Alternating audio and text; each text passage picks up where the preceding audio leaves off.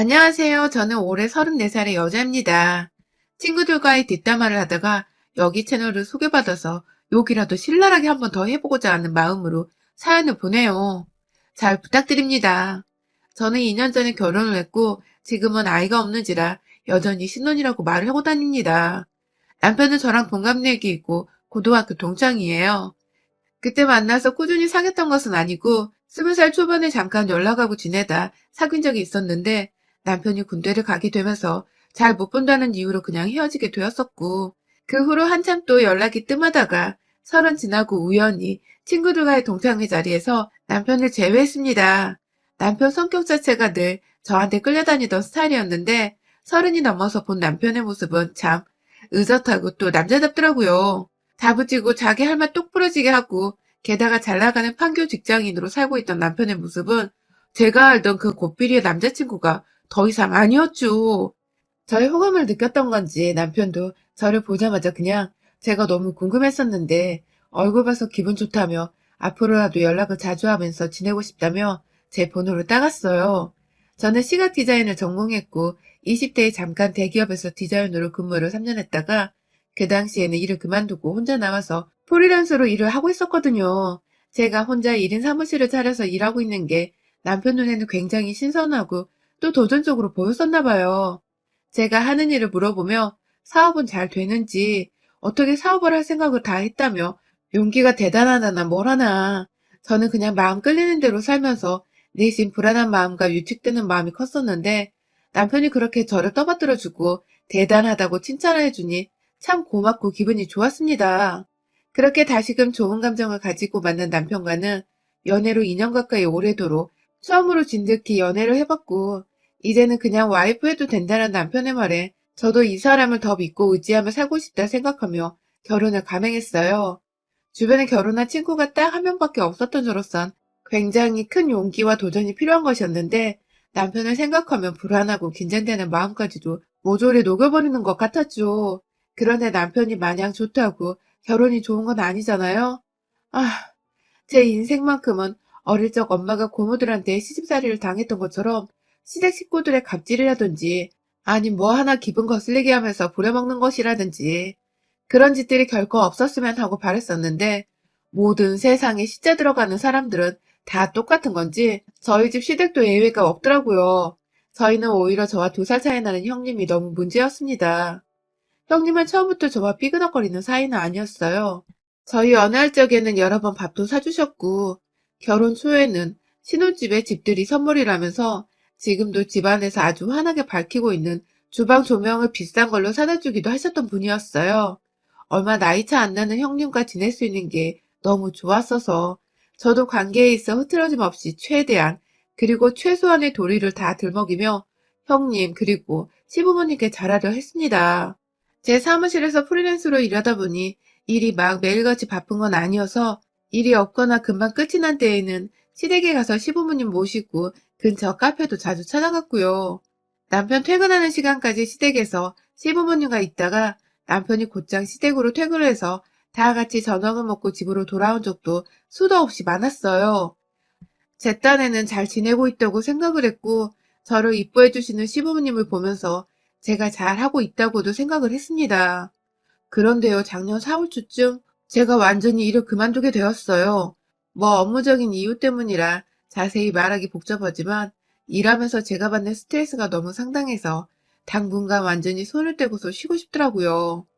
그렇게 아무것도 하지 않고 집에서 열심히 살림하고 남편 내조하면서 산 지 이제 1년이 다 되어가는데 아휴 이건 뭐 일할 때나 안 할 때나 별 차이가 없더라고요. 제 스트레스 지수가 말입니다. 형님이 그 사이 이직을 한 번 하셨어요. 제가 더 자세히 알지는 못하지만 전에 다니던 회사에서 잘 다니시는 줄 알았는데 코로나가 터지기도 전에 먼저 잘렸다고 하시더라고요. 그리고 나서는 한동안 재취업을 하고자 이직 준비를 하셨지만 내내 못하고 있다가 제가 일을 그만둘 때쯤 이직에 성공하셨다고 해요. 여기까지는 뭐 축하해드릴 일이고 다행인 일이죠. 재취업을 원하셨는데 안 되던 와중에 그래도 성공을 했으니 가족으로서 응원했고요. 그런데 뭔가 형님이 절 그때부터 못마땅하단 듯이 대하기 시작하셨습니다. 형님의 눈에 비친 저는 그냥 일을 그만두고 집에서 살림이나 하는 백수, 그쯤으로 보였던 것인지 재취업을 하시고 처음 시댁에서 모였던 날에 다 같이 평소대로 인사를 나누면서 밥을 맛있게 먹고 있는데 대뜸 "너는 진짜 불쌍해서 어쩌니?" 하면서 속상하다는 듯 한숨을 푹 쉬더라고요. 놀러 왔다가 작정하고 저한테 한 소리 해야겠다 싶으셨는지 밥 먹는 저를 보며 불쌍하다 표정을 짓는데 제가 다 기분이 역 같더라고요. 잘 지내왔던 사람이었음에도 불구하고 그 표정은 완전히 시비를 걸겠다고 작정한 사람의 표정이었습니다. 이유를 물어보니 형님은 제가 일을 그만둬서 불쌍하다더군요. 제가 정확히 일을 그만둔 이유는 남편 말곤 사실 아무도 몰라요. 그리 좋은 일도 아니었고 그냥 제가 좀 마음을 다스리고 싶다며 조용히 살고 싶어서 제 행복을 위해 그만둔 제 선택이었는데 저희 친정엄마도 아무 말 안 하는 걸 형님이 이러니까 저도 욱하더라고요. 형님, 저 힘들어서 그만뒀어요. 좀 쉬고 싶어서 그런 건데 하면서 내 속이 너무 상해서 그만뒀다는 걸 알리며 옆에 계시던 시부모님 눈치를 보면서 말끝을 흐리니 형님은 그래서? 그래서 집에서 놀고 먹는 게 행복해? 나 같으면 정신이 돌아버릴 거야. 라면서 급기야 저의 처지를 정신 나가기 직전 상태에서 살아가는 주부로 보시는데 좀 서러웠습니다. 옆에서 남편도 기분이 나빴는지 왜 남이 일을 하건 말건 그런 소리를 하냐며 무례하다고 원성을 높였고 그러자 시부모님께서 밥 먹는 자리에서 소란 피우는 거 아니라며 또 언성을 높이시고 이런 적 처음이었어요. 시댁에서 서로가 서로에게 기분 나쁜 말을 던지고 언성 높이며 분위기가 험악해진 적이 말입니다. 그렇게 저는 그날 밥을 먹는 둥 마는 둥 그냥 시부모님 눈치 보기 바빠 하다가 남편 따라 집으로 돌아왔어요. 제대로 말대꾸도 못하고 끝이 난 것 같아서 속에서 천불이 나고 서러워서 눈물도 났죠. 남편의 말에 따르면 자기 누나가 한 번 회사에서 잘린 후로 자존감이 팍 죽어버렸다면서 그러다 제 취업도 친한 친구 도움을 받아 겨우 한 상태라서 지금 자기도 힘들어서 저런 거라고 해서 저도 그냥 그러려니 하고 넘겼습니다. 가끔 우리도 친형제나 부모님께 화풀이를 하는 경우가 있잖아요. 우리 형님도 그냥 기분이 너무 안 좋아서 어린 저한테 화풀이를 하신 거라고 생각을 했어요. 그렇게 대수롭지 않게 넘기고서 쭉 못 보고 지내다가 추석이 되어 저희는 시댁에 갔었습니다. 같은 서울 안에 살고 있던 터라 코로나가 심했어도 완전히 모른 척 할 수 없었고 그냥 들려서 밥만 먹고 오는 일정으로 찾아뵈었어요. 오랜만에 봐서 반가운 마음에 저도 친정에서 받은 선물들 챙겨서 시댁에 갔고 가보니 형님도 계시길래 저는 아무렇지 않게 형님, 저 왔어요. 하며 말을 걸었는데 형님은 찬바람 쌩쌩 부시더군요. 저번 일로 여전히 꿍해 계셨던 것입니다. 저번 일이라고 하면 형님이 먼저 저한테 정신이 돌아버릴 거란 말을 했고 옆에서 제 남편이 절 거들다가 남매들끼리 둘이서 싸움이 붙은 건데 자기 동생한테는 반갑다고 환하게 오는 분이 저한테는 정말 말 한마디 안 하시더라고요. 정말 시댁에서 가시방석이 따로 없었습니다. 애꿎은 제가 원망의 대상이 되어버린 건지 형님은 계속해서 의도적으로 저와 눈을 마주치거나 대화를 나누는 걸 피하셨고 급기야 저한테 꺼낸 첫 마디가 또, 또 자신과 저를 비교하는 말이었습니다.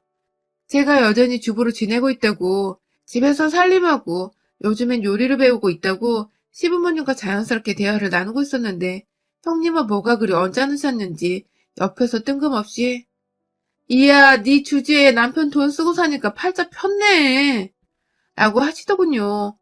순간 남편이 얼굴을 찡그리며 말 좀 곱게 하라고 했는데 신우이나 아랑곳하지 않고 나는 진짜 하루가 어떻게 흘러가는지 모르겠어.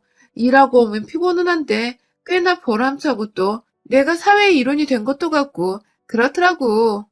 라며 본인 사회생활이 어떻게 흘러가는지를 누가 물어보지도 않았는데 대충 저런 식으로 설명을 하더니 이내 그 끝에 근데 난 TV를 봐도 인터넷에서 글을 쳐봐도 집에서 아무것도 안 하고 살림하는 것들이 하는 말은 도저히 듣고 싶지가 않아. 라더군요. 할 일 없는 것들이 집에서 하는 일을 왜 궁금해해야 하며 또 말 그대로 백수들인데 백수들이 집에서 놀고 먹고 하는 짓들은 정말 사회의 악이라며 치매도 아닌데 돈 못 벌고 사는 걸 쪽팔려 할 줄 모른다고 막 속사포처럼 말을 늘어놓는데 아 진짜 제가 서러워서 눈물이 왈칵 쏟아져 버렸어요. 그날 남편은 누나랑 싸운다고 난리가 나고 시부모님은 또 중간에서 말린다고 난리. 저는 저대로 이 꼴 보기 싫다며 집을 뛰쳐나와 버렸고 그 바람에 남편도 저를 따라 나오면서 상황을 이탈하게 되었어요. 왜 한마디도 그 자리에서 못하고 그냥 울며 뛰쳐나왔는지.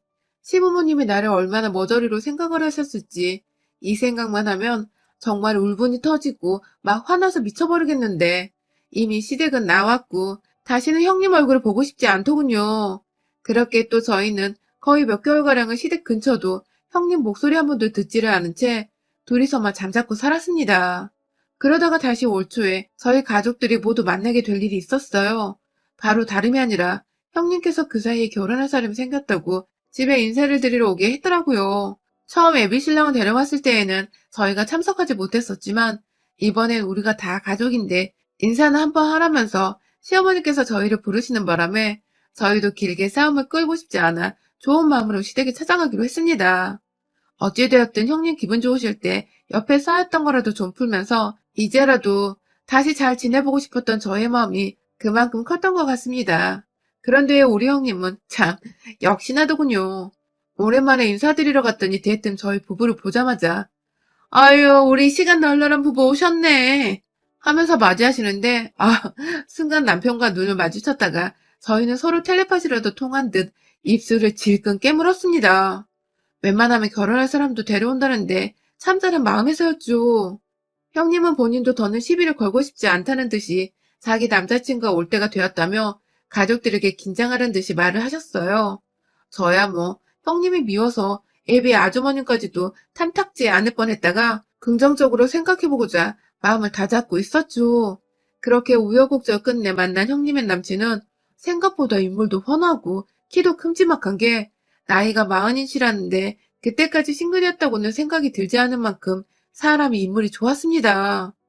형님도 제가 자기 남친한테 껌뻑했다 느끼셨는지 뿌듯해 하셔가지고는 입이 귀까지 걸리셨고요. 그렇게 밥을 먹고 며느리인 제가 나서서 설거지를 다 끝내고는 시어머니와 함께 과일을 준비해서 거실로 들고 갔어요. 다 같이 차를 마시면서 과일을 깎아 먹고 정말 통상적인 질문과 대답을 던져가며 새로운 가족에 대해 즐겁게 알아가고 있던 와중에 저희 형님께서 먼저 말을 꺼내셨습니다.